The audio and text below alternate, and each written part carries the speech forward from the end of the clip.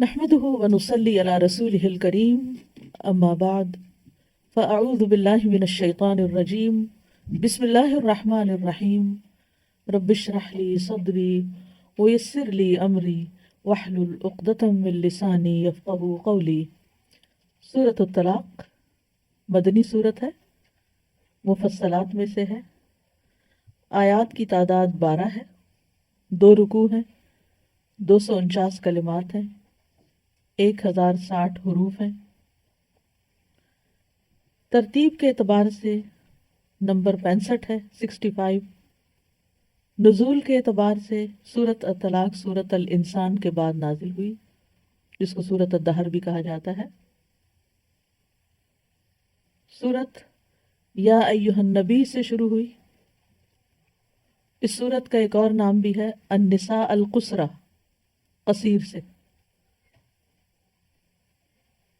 النساء الکبریٰ کون سی ہے؟ جو سورۃ النساء ہے، جو طویل سورت ہے۔ اس میں بھی خواتین کے احکامات بیان ہوئے ہیں، النساء القصرہ میں یعنی سورۃ الطلاق میں۔ اور سورت کا نام سورۃ الطلاق اس لیے رکھا گیا ہے کیونکہ کسی بھی دوسری سورت سے زیادہ یہ سورت طلاق کے احکامات پر تفصیلی گفتگو کرتی ہے۔ پچھلی سورت التغابن سے اس کا تعلق کچھ یوں ہے کہ اس میں یہ بتایا گیا کہ انما اموالکم و اولادکم فتنہ، اور پھر انما ازواجکم و اولادکم ان من ازواجکم و اولادکم عدو لکم، کہ تمہارے ازواج اور اولاد میں سے بعض تمہارے دشمن ہوتے ہیں۔ تو بعض اوقات ازواج کے ساتھ دشمنی اس حد تک پہنچ جاتی ہے کہ معاملہ طلاق تک پہنچ جاتا ہے۔ وہاں پر کیا سکھایا گیا تھا کہ بیوی کے ساتھ رہن سہن میں کشادہ دلی اختیار کرو، عفو درگزر کرو، معاف کر دو، بخش دو۔ لیکن ہمارا دین جہاں ایک طرف معاف کرنے اور درگزر کرنے کا حکم دیتا ہے، وہاں دوسری طرف مسائل کا حل بھی نکالتا ہے کہ اگر معاف کرنے سے بھی کام نہ چلتا ہو اور میاں بیوی کے درمیان اختلاف اس حد تک بڑھ جائے کہ آپس میں اکٹھا رہنے کی کوئی صورت باقی نہ رہے، تو اللہ سبحانہ وتعالیٰ نے طلاق کی بھی اجازت دی ہے۔ طلاق کا لفظی معنی ہوتا ہے ٹو ریلیز، آزاد کر دینا۔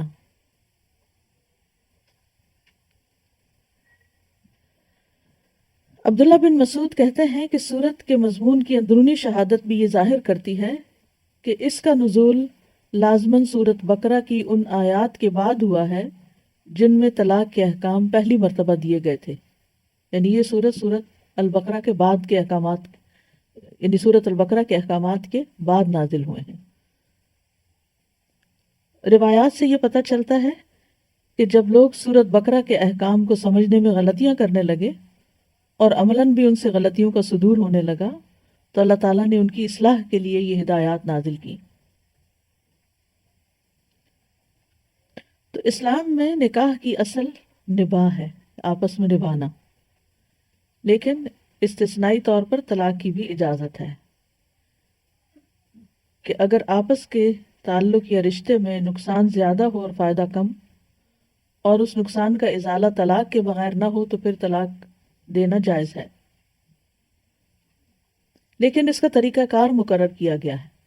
جیسے شادی کا ایک طریقہ ہے، اس کی تاریخ مقرر کی جاتی ہے، اس کے لیے گواہ ہوتے ہیں، ولی کا ہونا ہوتا ہے، پھر مہر دیا جاتا ہے، اسی طرح طلاق کا بھی ایک طریقہ کار ہے اور کچھ حدود ہیں۔ تو ان حدود کو اس صورت کے اندر بیان کر دیا گیا ہے۔ پہلے ہم انشاءاللہ مختصراً صورت کا جائزہ لیں گے، پھر اس کے بعد تفصیلات میں جائیں گے انشاءاللہ۔ اللہ سبحانہ وتعالیٰ اپنے نبی صلی اللہ علیہ وسلم سے خطاب کر کے اور اہل ایمان سے مخاطب ہو کر فرماتے ہیں کہ اے نبی، جب تم عورتوں کو طلاق دینا چاہو، یعنی طلاق دینے کا ارادہ کر لو، تو پس، یعنی ان کو طلاق دینے کی وجہ تلاش کرو، اور جب طلاق کا سبب مل جائے، یعنی واقعی سالڈ گراؤنڈز پر طلاق دینا چاہو، تو پھر جلدی نہ کرو، بلکہ ایک مقرر طریقے کے مطابق طلاق دو۔ اور وہ کیا ہے؟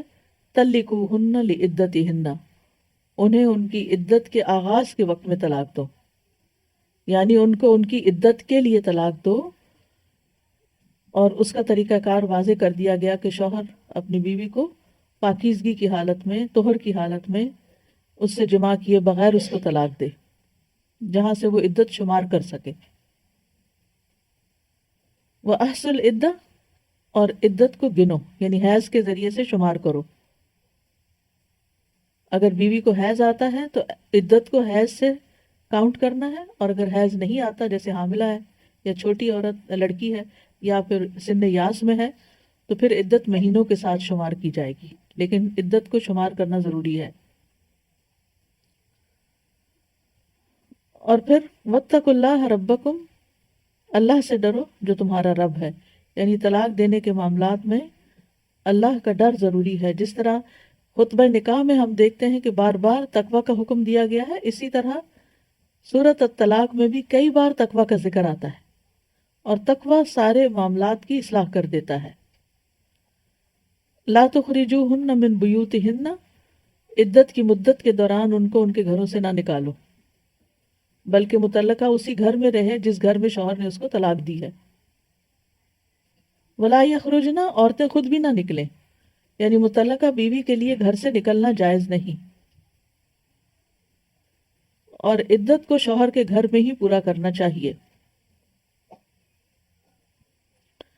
ہاں، ولا یخرجن، نہ خود نکلے، الا، ہاں استثنائی صورت ہے، ان یاتین بفاحشۃ مبینہ، کہ وہ صریح بے حیائی کا ارتکاب کریں، اس صورت میں ان کو پھر گھر سے نکالا جا سکتا ہے، یعنی ان کے افعال یا اقوال میں کوئی فحش بات پائی جاتی ہو تو یہ گھر سے نکالنے کا سبب ہے، کیونکہ ایسی صورت میں گھر میں رہنا جو ہے وہ اذیت کا باعث ہوتا ہے۔ تلک حدود اللہ، یہ اللہ کی حدود ہیں جنہیں اللہ نے اپنے بندوں کے لیے مقرر کیا ہے، ان حدود کا التزام کرنا چاہیے۔ وَمَن يَتَعَدَّ حدود اللہ، اور جو اللہ کی حدود سے تجاوز کرے گا، یعنی اپنی مرضی کرے گا ان معاملات میں، فقط ظلم نفسہ، تو اس نے اپنے اوپر ہی ظلم کیا، یعنی ظلم کرنے کا نقصان انسان کو خود ہی ہوگا، یعنی کسی پہ ظلم کرنا دراصل اپنے اوپر ظلم کرنا ہے۔ لا تدری لعل اللہ یحدث بعد ذلک امرا، تم نہیں جانتے شاید اللہ اس کے بعد کوئی اور سبیل پیدا کر دے، یعنی اللہ سبحانہ وتعالی یعنی طلاق کے بعد شوہر اور بیوی دونوں کے لیے کوئی اور راستہ پیدا کر دے، یا پھر رجوع کی صورت پیدا کر دے۔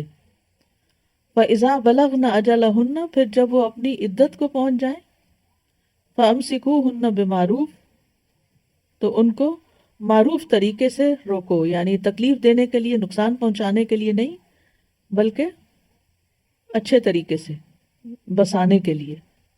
او فارقوهن بمعروف، یا پھر ان کو جدا کرو دستور کے مطابق، یعنی لڑائی جھگڑے کر کے اور ان کا مال چھین کے یا ان کو ذلیل کر کے نہیں نکالو۔ وَأَشْهِدُوا، اور گواہ بنا لو، یعنی طلاق اور رجوع پر، کس کو؟ ذوی عدل منکم، اپنے مسلمانوں میں سے دو عادل مردوں کو، اور یہ مستحب ہے، لازم نہیں۔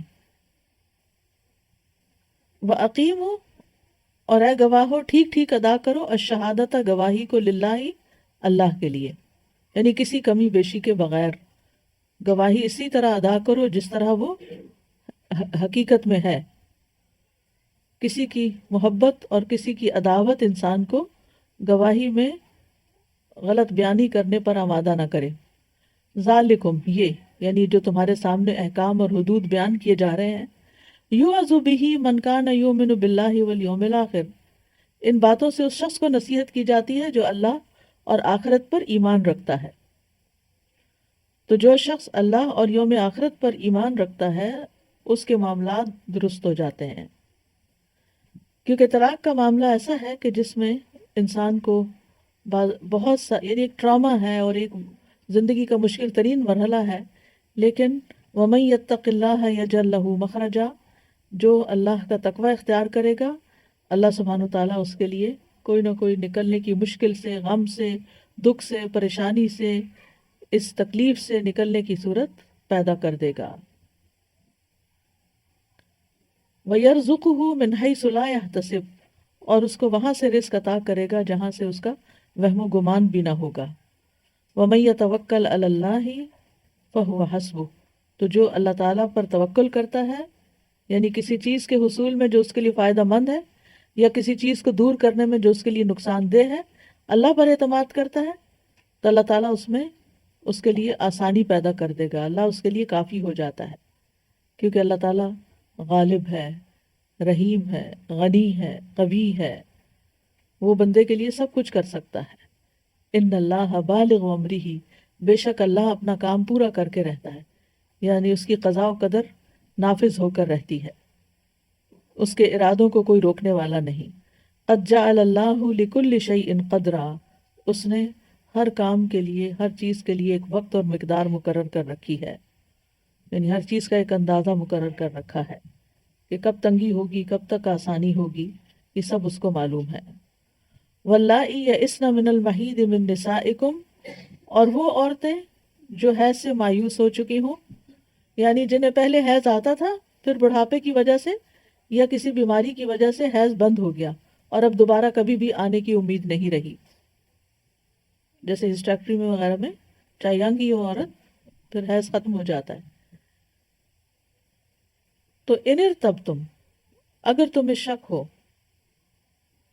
فعدتہن ثلاثۃ اشہر، تو ان کی مدت 3 ماہ ہے، یعنی عدت کی مدت 3 ماہ ہے، یعنی ہر حیض کے مقابلے میں 1 مہینہ مقرر کیا گیا ہے۔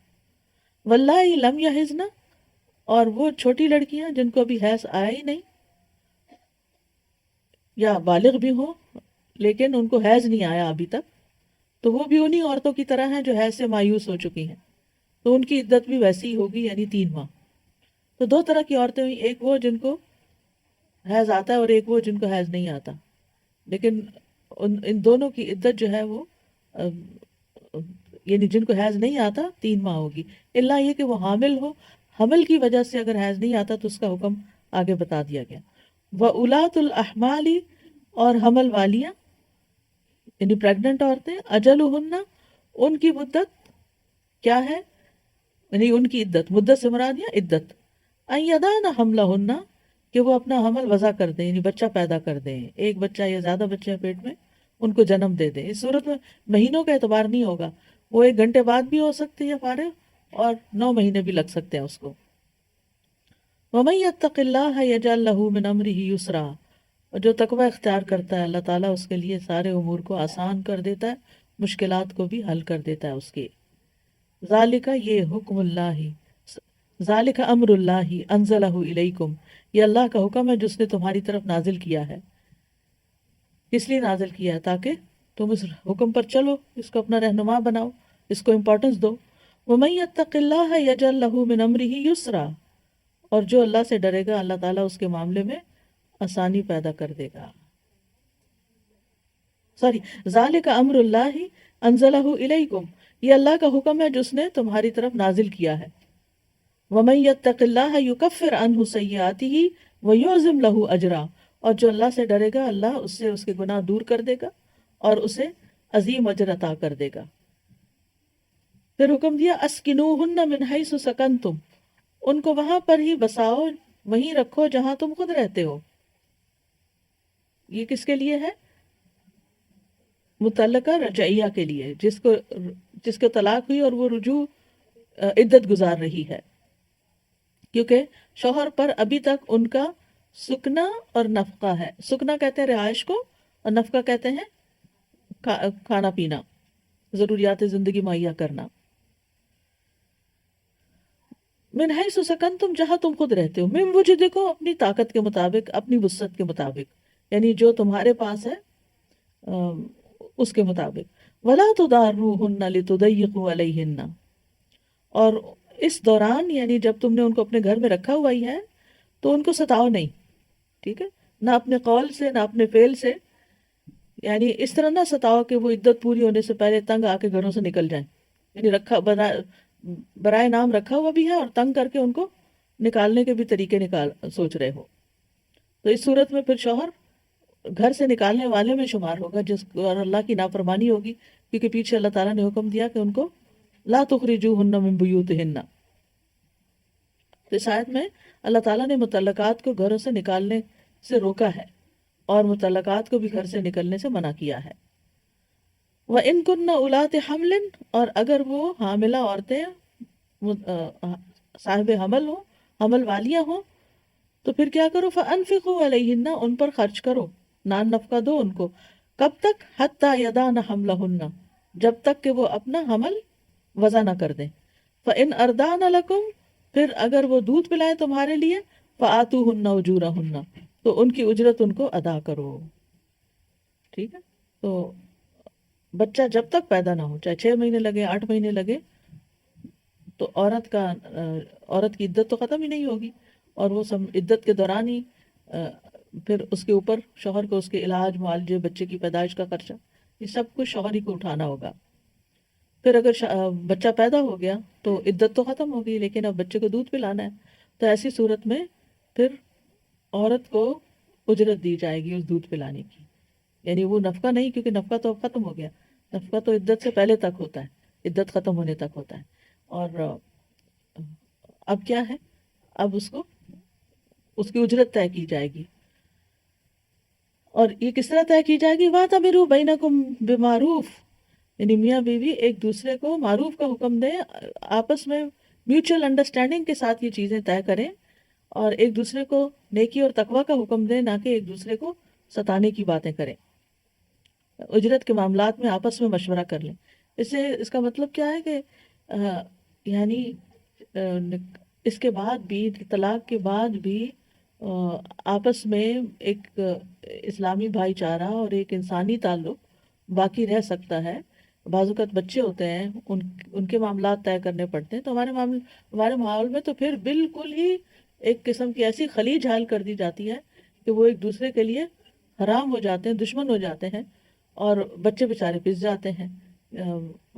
بچے جب شادی کی عمر کو پہنچتے ہیں تو اس وقت ان کو ماں باپ دونوں چاہیے ہوتے ہیں. تو بچوں کے معاملات ہوں، ان کو دودھ پلانے کا معاملہ ہو، یا ان کی تعلیم کا ہو، یا کوئی اور ہو، تو بچوں کے لیے تو دونوں ماں باپ ہی ہے نا. اگر وہ آپس میں ہسبینڈ وائف نہیں بھی تو آپس میں پھر ایک دوسرے کے ساتھ معروف طریقے سے معاملہ کریں.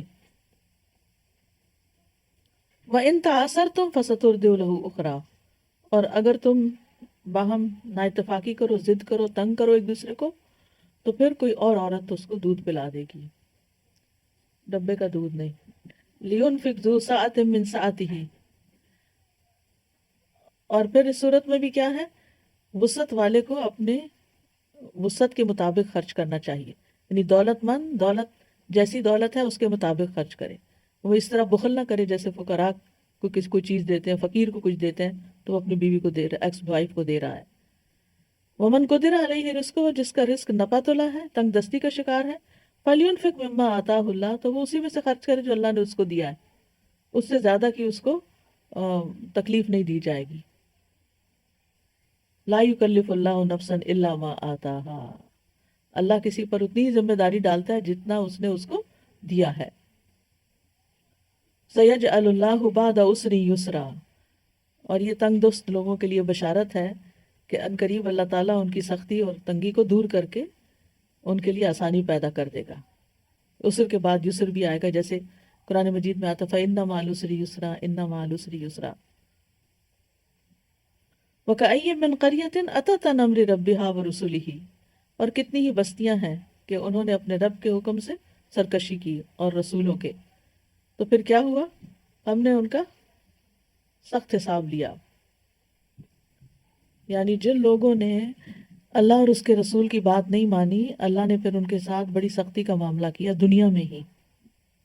تو طلاق کے احکامات بتانے کے بعد کیا سمجھایا جا رہا ہے کہ ان احکامات کو مذاق نہ سمجھو. اگر تم نے اللہ کی نافرمانی کی اس معاملے میں تو دنیا میں بھی زندگی تنگ ہوگی. پچھلی قوموں کے حالات سے سبق سیکھو. فاتقوا اللہ یا اولی الالباب، اللہ سے ڈرو. جی ہاں. فذاقت وبال امرها وعذبناها عذابا نکرا فحاسبناها حسابا شدیدا، ہم نے اس سے سخت حساب لیا اور اس کو ہم نے ہولناک عذاب دیا. فذاقت وبال امرها، تو ان بستیوں نے اپنے کام کا وبال چکھا، مزہ چکھا، یعنی عذاب چکھا. وکان عاقبت امرها خسرا، اور وہاں ان کے کام کا جو انجام ہوا وہ خسارہ ہی خسارہ تھا، نرا خسارہ تھا. اعد اللہ لہم عذابا شدیدا، اللہ نے ان کے لیے شدید عذاب تیار کر رکھا ہے. فاتقوا اللہ یا اولی الالباب، اور یہ کون سا عذاب ہے؟ آخرت کا عذاب ہے. تو اللہ سے ڈرو اے عقل والو، یعنی اللہ کی آیات، اس کی عبرتوں اور اس کی جو نصیحتیں ہیں ان کو سامنے رکھ کے معاملہ کرو، اور دیکھو کہ پچھلی قوموں کے ساتھ اللہ نے کیا معاملہ کیا. الذین آمنوا قد انزل اللہ الیکم ذکرا، وہ لوگ جو ایمان لائے وہ عقل مند ہیں، اللہ نے تمہاری طرف ذکر نازل کیا ہے، یعنی قرآن نازل کیا ہے. رسولاً، ایک رسول بھیجا ہے. یتلو علیکم آیات اللہ مبینات، جو تم پر اللہ کی آیات کو جو واضح ہیں کھول کھول کے بیان کرتا ہے، تم پر پڑھتا ہے اللہ تعالیٰ کی آیات کو جو بالکل واضح ہے. کیوں؟ لیخرج الذین آمنوا وعملوا الصالحات من الظلمات الی النور. آیات پڑھنے، تلاوت کرنے، قرآن کو سمجھنے کا مقصد اصل کیا ہے؟ سمجھانے کا، تاکہ لوگ اندھیروں سے نکل کر روشنی کی طرف آئیں، ان کے مسائل حل ہوں. وَمَن يُؤْمِن بِاللَّهِ وَيَعْمَلْ صَالِحًا يُدْخِلْهُ جَنَّاتٍ تَجْرِي مِن تَحْتِهَا الْأَنْهَارُ، اور جو اللہ پر ایمان لائے اور نیک عمل کرے تو پھر اللہ تعالیٰ اس کو ایسی جنتوں میں داخل کرے گا جس کے نیچے نہریں بہہ رہی ہیں، ان میں ایسی ایسی نعمتیں ہیں جن کا انسان سوچ بھی نہیں سکتا. خالدین فیہا ابدا قد احسن اللہ لہ رزقا، وہ اس میں ہمیشہ ہمیشہ رہیں گے، اللہ نے ان کے لیے اچھا رزق تیار کر رکھا ہے. اور جو اس کے برعکس کام کرے ان کے لیے پھر جہنم کی سزا ہے. اللہ الذی خلق سبع سماوات، پھر اللہ سبحانہ وتعالیٰ خبر دے رہے ہیں کہ اللہ کون ہے. اللہ وہ جس نے ساتوں آسمان پیدا کیے ہیں، وہ کوئی معمولی ہستی نہیں ہے کہ تم اس کے ساتھ جو چاہو کرو. وَمِنَ الْأَرْضِ مِثْلَهُنَّ، اور زمین سے بھی انہی کی مانند، یعنی تعداد میں یا خلق میں انسان جانتا یا نہیں جانتا ان کے بارے میں وہ الگ بات ہے، لیکن اللہ کی تخلیق کی وسعت اور قدرت کا ذکر کیا جا رہا ہے. يَتَنَزَّلُ الْأَمْرُ بَيْنَهُنَّ، ان کے درمیان احکامات نازل ہوتے رہتے ہیں، یعنی اللہ تعالیٰ آسمانوں اور ان کے رہنے والوں، زمینوں اور ان پر بسنے والوں، ان سب کو نہ صرف یہ کہ اس نے پیدا کیا بلکہ جو ان کے درمیان ہے، یعنی آسمان اور زمین کے درمیان ہے، ان پر بھی اللہ نے اپنا حکم نازل فرمایا ہے اور ان کو پیغامات دیے ہیں، اور ان کے کونی احکامات بھی ہیں اور قدری احکامات بھی ہیں. اور یہ کس لیے؟ لِتَعْلَمُوا، تاکہ تم جان لو، ان اللہ علی کل شیء قدیر، کہ اللہ ہر چیز پر قدرت رکھتا ہے، وَأَنَّ اللَّهَ قَدْ أَحَاطَ بِكُلِّ شَيْءٍ عِلْمًا، اور یہ کہ اللہ تعالیٰ نے ہر چیز کو علم کے ساتھ گھیر رکھا ہے، یعنی کوئی بھی چیز اللہ کے علم سے باہر نہیں. تو اب ہم انشاءاللہ ایک دفعہ سورت کی تلاوت سنتے ہیں.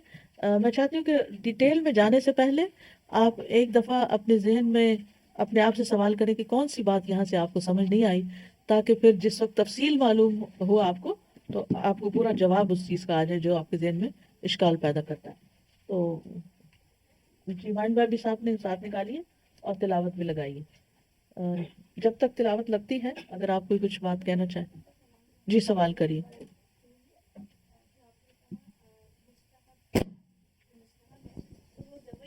کے لیے ہے یا اشہد؟ کیونکہ اشہد تو حکم ہے، شہادت کے لیے بھی، شہادت جی بھی. کیونکہ قرآن کی تفسیر جو ہے وہ نبی صلی اللہ علیہ وسلم کی سنت سے ہوتی ہے، تو اس سے ہمیں یہ بات پتہ چلتی ہے کہ یہ واجب نہیں. یعنی گواہ بنانا اچھا ہے اس موقع پر، لیکن اگر گواہ نہیں بھی ہے تو اس کا یہ مطلب نہیں کہ رجوع نہیں ہو سکتا یا طلاق نہیں ہو سکتی. دونوں چیزیں ہو جائیں گی، گواہوں کے بغیر بھی ہو جائیں گی. لیکن جب گواہ ہوتے ہیں تو پھر کسی قسم کی کوئی غلط فہمی نہیں رہتی، کوئی کنفیوژن باقی نہیں رہتی. السلام علیکم سادہ. یہ جو پریگننٹ عورت ہوتی ہیں ان کو اگر میاں نے طلاق دی تو آپ نے کہا کہ عدت میں وہاں رہنا ہے، تو وہ جتنے ٹائم عدت کا ہوتا ہے اس میں ایک دوسرے سے مطلب دوستی تفصیل ابھی آگے آئے گی انشاءاللہ تعالیٰ. آپس میں ان کا کوئی ایسا ریلیشن نہیں ہو سکتا جو میاں بیوی کا ہوتا ہے کسی بھی قسم کا، نہ حتیٰ کہ ایک دوسرے کو ٹچ بھی نہیں کریں گے، صرف وہ وہاں رہے گی اور وہ بھی وہاں رہے گا. اگر اس نے اس طرح یعنی دوبارہ اس سے عورت سے تعلق قائم کرنا چاہا تو وہ رجوع ہو جائے گا. جی أعوذ بالله من الشيطان الرجيم. بسم الله الرحمن الرحيم. जहां से समझ नहीं आ रही निशान अपने पास लगाइए. يا أيها النبي إذا طلقتم النساء فطلقوهن لعدتهن وأحصوا العدة واتقوا الله ربكم لا تخرجوهن من بيوتهن ولا يخرجن إلا أن يأتين بفاحشة مبينة وتلك حدود الله ومن يتعد حدود الله فقد ظلم نفسه لا تدري لعل الله يحدث بعد ذلك أمرا فإذا بلغن أجلهن فأمسكوهن بمعروف أو فارقوهن بمعروف وأشهدوا ذوي عدل منكم وأقيموا الشهادة لله ذلكم يوعظ به من كان يؤمن بالله واليوم الآخر ومن يتق الله يجعل له مخرجا ويرزقه من حيث لا يحتسب ومن يتوكل على الله فهو حسبه إن الله بالغ أمره قد جعل الله لكل شيء قدرا واللائي يئسن من المحيض من نسائكم إن ارتبتم فعدتهن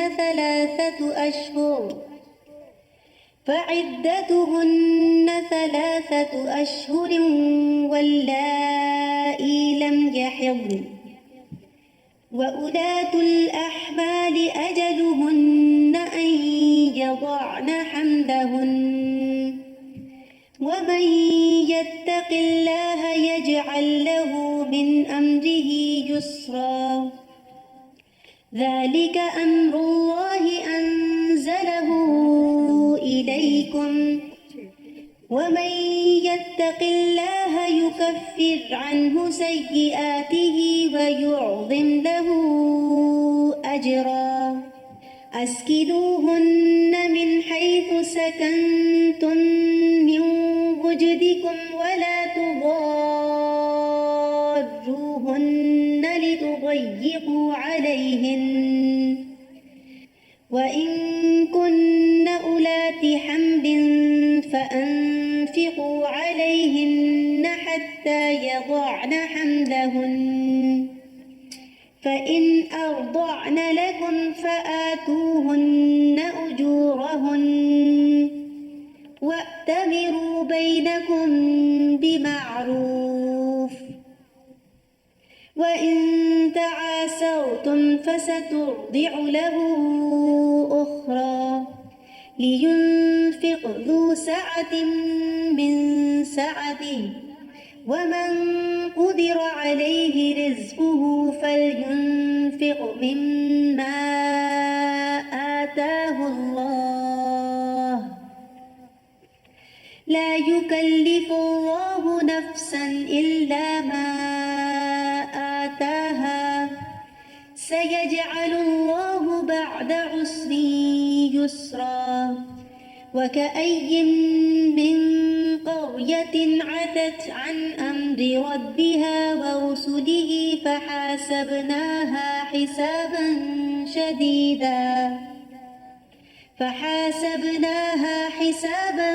شديدا وعذبناها عذابا نكرا فذاقت وبال أمرها وكان عاقبة أمرها خسرا أعد الله لهم عذابا شديدا فاتقوا الله يا أولي الألباب الذين آمنوا قد أنزل الله إليكم ذكرا رسولا يتلو عليكم آيات الله مبينات ليخرج الذين آمنوا وعملوا الصالحات من الظلمات إلى النور ومن يؤمن بالله ويعمل صالحا يدخله جنات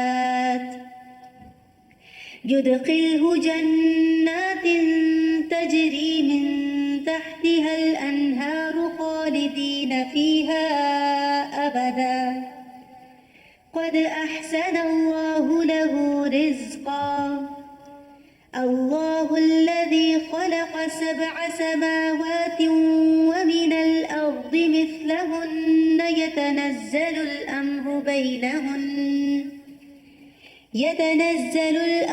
بينهن لتعلموا أن الله على كل شيء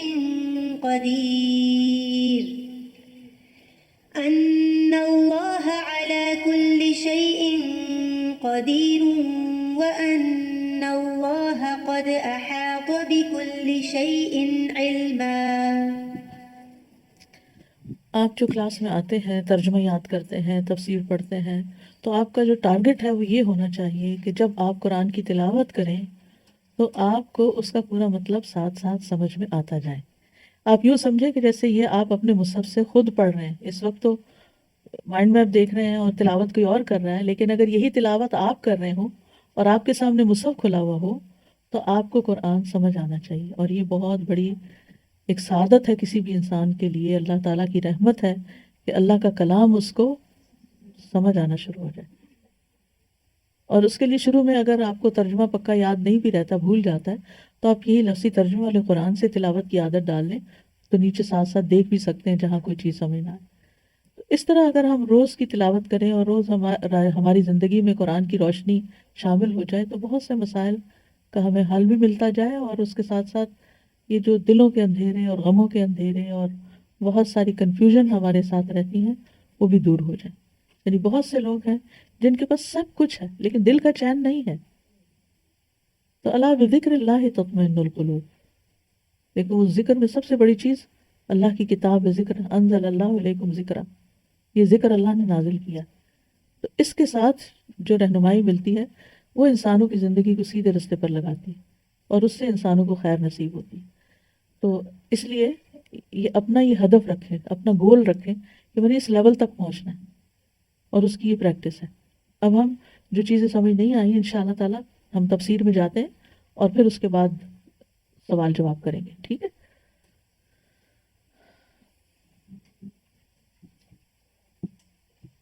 بسم اللہ الرحمن الرحیم.